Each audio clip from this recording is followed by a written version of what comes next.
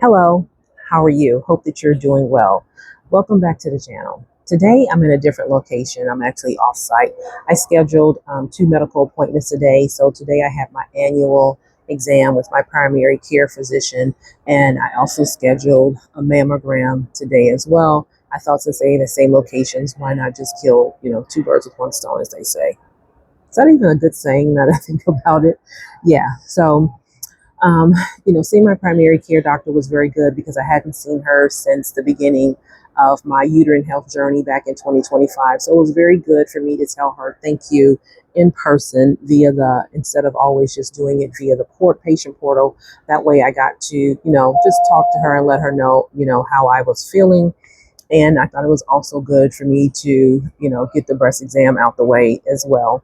I do try to schedule any of my exams at the top of the year. So I try to get them in before March. And if possible, I try to get them into June.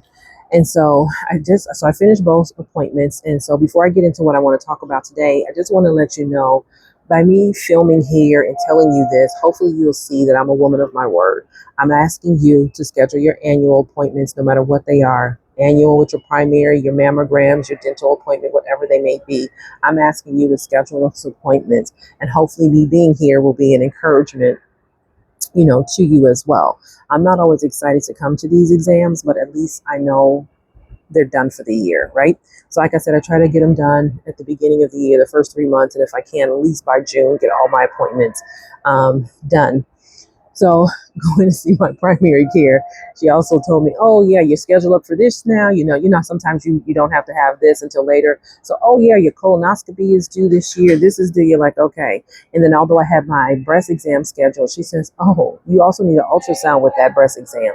So I got to schedule that as well. I'll schedule that later, right? But I just want to let you know how important it is to come to your doctor. It's not that bad. Tell them what your symptoms you're going through and give them all the information that they need so that they can give you a good diagnosis and a referral. I told her about my foot pain that I was having because I went walking and I didn't have on my walking shoes, and it's caused me some discomfort. And she just kind of told me what to do, a little exercise and stuff like that. So this is your reminder. Go to your doctor, especially if you're feeling any kind of pain in any area of your body. Okay. So we're going to get into today's topic. So as usual, my disclaimer is I'm not a medical doctor or in the medical field. The full disclaimer will always be in the description below. Also in the description below, I do try to put links and links of articles I find or videos I find or any kind of information I think that would be helpful to you. I do my best to put that also in the description. You know what's kind of weird for me? I am not a out person. Like, I'm kind of more of an introvert, so it's so hard for me to record in person with everybody moving around me, and you have so many distractions. So please forgive me if my eyes are like all over the place. So again, I put descriptions in the link so that you can check things out for yourself. So, and I hope the links are working. I have to go back in there and check that out. Remember, I'm new to all of this, so I'm still learning, right? So, uterine health. Let's talk about it. So today, I wanted to share a topic that I know you have had sleepless nights about, and you're tossing and turning, want to know about this topic, right? No. So today, in honor of Women's History Month, I'm going to share just a small snippet about the Father of Gynecology, and I'm going to talk about the contribution that Black women have made in the field of gynecology. I highly recommend that you go ahead and do your own, deeper dive research, but I just wanted to go ahead and give you this type of, just a small snippet of information, okay? First, we're going to talk about gynecology, right? Because I know that's what's been keeping you up all night. Like, where did the word come from and different things like that. I gotcha. So gynecology is the branch of medicine that focuses on the health of the female reproductive system. So it's a Greek word. Gyno is women and logos is study. So generally, gynecology, or literally, I should say, means the study of women. And to be honest with you, I think there's no other better study in the whole world than to study us, because why? We're women and we're fabulous. Who can disagree with me on that one? Not me. Okay, so I'm going to talk to you about the gentleman, the doctor that they call the father of gynecology. His name is Dr. James Marion Sims, and he's considered the father of gynecology. I'm not sure if he's considered the father in the U.S. only, or if he's internationally think that way, or is he the father of modern day gynecology. So I'm not sure. Again, this was just like a quick Google research because my mind was kind of curious. And also because it's Women's History Month, that's a better reason for you to make a doctor appointment to make sure that you're okay. I just thought about that. Okay. So he was the most admired and famous physician of his era in the late 1800s, but he did have a lot of controversy. So he was very well known, very well respected in the late 1800s, but he did have a lot of controversy. Okay, so here's some cool things that he did, right? That made people admire him. He was a surgeon and operated on women. He has some kind of position named after him that that you can get to the vagina quicker for this type of procedure that's named after him as well. He is credited with making the first speculum, the instrument that when you go to your visit, that big speculum that they put inside of you and they open up your vagina a little bigger. So he made the base one for it. He made the very first one, but then of course someone came along and modernized it. So that's when you put your feet in the stirrups. I'm trying to give you an idea. So it's that thing that looks like this and it goes like this into your vagina. It goes. Yay! We all love that part, don't we? I'm not. Um, so I'm not sure if he could even created the position of lying on your back. I don't see any accreditation to him. But the fact that we are lying on our backs, our feet are in the stirrup, and you put in those speculums. So I just wondered about that too. Okay, so he developed techniques that have been the basis for modern vaginal surgery, and I thought that was pretty interesting because he was doing all of his surgical procedures back in the late 1800s, and it's now 2026, and people are still using the basis of his surgical techniques even today. So I thought that was pretty interesting. He also opened the very first women's hospital in 1855 in New York, and literally it was called Women's Hospital. How great is that, right? What hospital you want to go to? The Women's Hospital. I think that that's fantastic. Oh, mic fell. Okay, so the mic fell. I'll hold it like this. Okay, and there was even a statue in his honor that was erected in New York around 1894.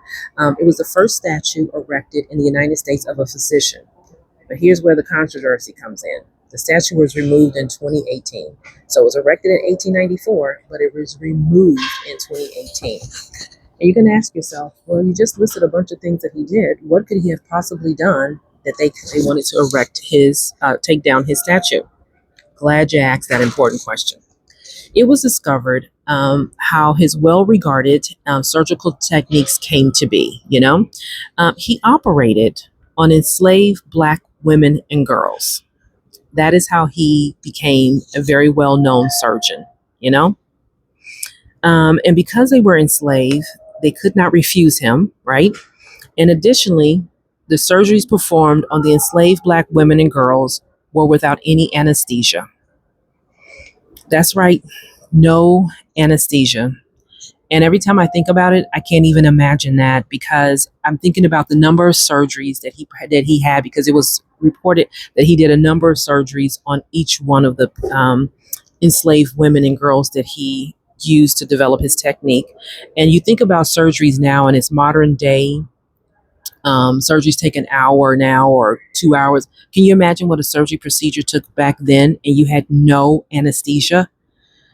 Um, it pains me every time I think about it, to be honest with you. So I don't linger in this moment too long, but you know, and this is why I say, to me, that they made a very valuable contribution to the study of gynecology, to the study of female health, reproductive health, because they were part of his experiments, his surgeries with no anesthesia. And there's this myth that was going around, medical myth going around back in the day, and I still think it goes around to this day, that They think that Black people have a high pain tolerance, so we can take anything. And that was probably his thinking as well, where they're Black, they're enslaved, they don't know anything, they can handle all of this pain. And we all know that that is not the truth. And I like to think of it as a different way. It's not that we have a high tolerance and we can take the pain. Black people were enslaved. They had no choice. Who were they going to cry out to make the pain stop? All of the abuse and things of that nature. So it wasn't like that Black people have this thick skin and we can take abuse. We had no choice. Thank goodness we have choices now. This is why I strongly, encourage you to, if you experience any kind of pain when you're under medical care, like I just left my doctor's office. If I was in any kind of pain, I would have definitely told her that. Or if I was having a procedure and I'm not under anesthesia, I would definitely tell the doctors that. You know what? I don't care if they call you a whining woman or a nagging woman or an angry Black woman. Listen, if you're in some kind of pain or you need some kind of help, speak up, advocate for yourself. I'm seeing a lot of women now, and I'm so proud of them, that are not accepting what the doctors are telling them, and they're advocating for themselves and they're speaking up. And by them doing that, this is not only saving their lives, but it is keeping them living pain-free, which is so important. So if you're having any kind of pain and you're under medical care, speak up. So in honor of the enslaved Black women and girls, the Mothers of Gynecology Monument by Michelle Browder was unveiled, in Montgomery, Alabama in September 2021. The statues depict, I hope I get the names right, Anacha Westcott, I think I butchered her name, I'm so sorry, Betsy, and Lucy. These were three enslaved women who had no rights and who were either brought or rented from their enslaver. These three names were the names that when Dr. Sims published his autobiography, he had their names listed as the three women that I think he operated on the most. But I'm sure, and we know from medical history, I'm sure there was plenty more African American, I won't even call them that. They were Africans, stolen Africans, enslaved Africans that he, practiced on to develop his well-known, well-respected medical practices. So we know that there were many more. And again, in honor of Women's History Month, and my advocacy for uterine health, I wanted to highlight how Black women have contributed to the field of gynecology even without their consent and with no anesthesia. I still can't get over the no anesthesia part. I'm going to encourage you to do your own research on Dr. James Marion Sims. It goes a little deeper into him, of course, and definitely do an internet search on the Mothers of Gynecology, the monument. If I can, I'll take a picture of it from the website and try to add it. But I'm just getting used to this editing part too. But the monument is powerful, and the things that she incorporated with these three statues representing these women and their contribution to gynecology. Look, I can't even say anymore.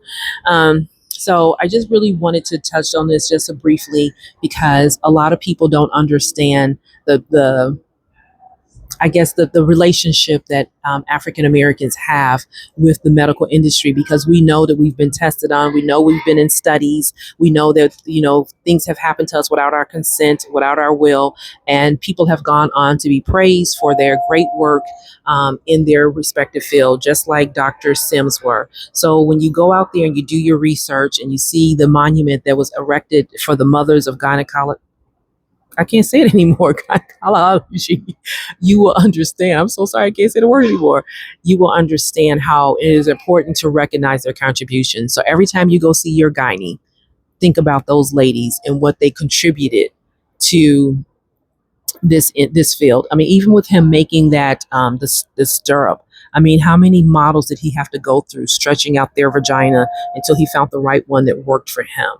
So I just thought I would highlight that during this Women's History Month. So again, I want you to take the opportunity to go see your doctor, make all appointments that you need to do so that you can be strong, healthy, and well.